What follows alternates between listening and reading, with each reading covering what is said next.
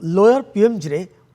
Odisha school college शिक्षक और कर्मचारी समन्वय समितिर आंदोलन शीत काकर राति राजरास्तार शोई प्रतिवाद करुछंती ओडिशा स्कूल कॉलेज शिक्षक शिक्षयित्री 194 विद्यालय अनुदान योग्य विद्यालय को मिलुनी अनुदान 30 वर्षरु अधिक समय धरी बिना वेतन में कार्य करुछंती स्कूल कॉलेज शिक्षक और अध्यापक ब्लॉकग्रांट शिक्षक को अवसर में मिलुनी पेंशन दाबी कले भी शुणुना सरकार जदि दाबी पूरण न हुए तेबे आंदोलन को तीव्रतर करने को चेतावनी देछंती शिक्षक।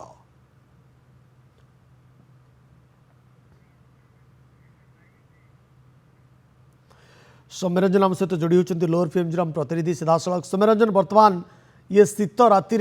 जितेबाला राति 10टा बाजी सारी बर्तमान शिक्षक मानकर अध्यापक मानकर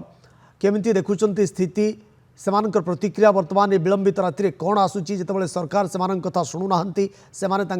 दाबी और हक पाई राजरास्तार बस कौन प्रतिक्रिया? विक्रम बर्तमान आपन को आम भिजुआल टिके देखू जे राजधानी राजरास्त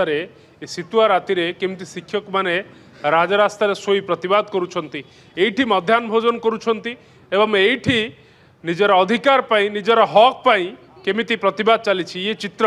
आप सीधा सड़क भाव में चित्र देखुंट जे राति 10टा बाजी सारी आ राजधानी राजरास्त राति शिक्षक माने शोइछंती सेमानकर विभिन्न दाबी रही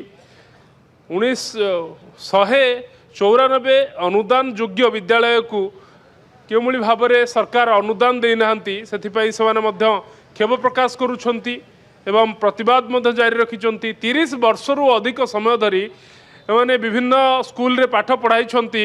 किंतु बिना वेतन रे ये आश्चर्य लगुथुबो जे बिना वेतन रे शिक्षक माने वर्तमान पाठ पढ़ाउछंती तेणु से प्रतिवाद करुछंती आ सबुठ बड़ कथा होउची जो ब्लॉक ग्रांट शिक्षक माने रहिचंती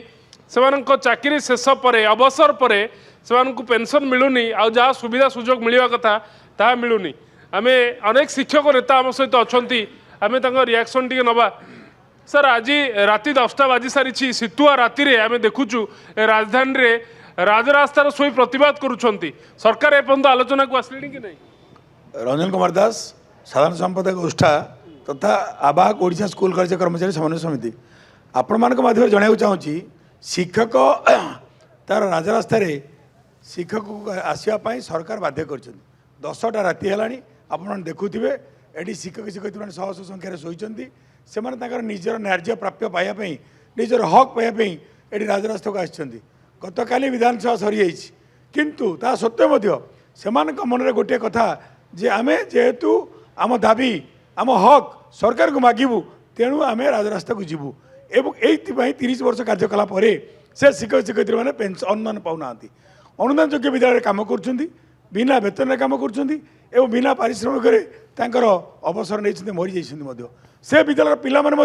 टाटे पाऊना ठीक से भाव में 30 वर्ष कार्य कला जो मैंने पेंशन पाऊना से मैंने अवसर ना पेंशन ना चाकरी जो ना अवसर कालीन सुविधा ना से समस्त शिक्षक जो मैंने आज अनुदान पाईना देखुते शिक्षक शिक्षयित्री मैंने कौ अवस्था शोचती कौ अवस्था परिवार चलुँच कौ अवस्था से विद्यालय पिला किसी पाती ना साइकेल ना पोशाक ना से बही मिले ना ये विद्यालय पिला जो मैंने अवसर नहीं अनुदान योग्य नूतन विद्यालय पिला छात्र छात्री मैंने अवश्य विद्यालय जो मैंने पाठ पढ़ी मनीष कर विद्यालय शिक्षयित्री मैंने मैडम आप प्रतिवाद कर राजरास्तार बस आम 194 वर्गर शिक्षक शिक्षयित्री आम 30 वर्ष है गाँ गहली अनुष्ठान गढ़ी किंतु ये सरकार बारंबार प्रतिश्रुति दे आमको प्रतारणा करछि गत काली आपण मैंने जानी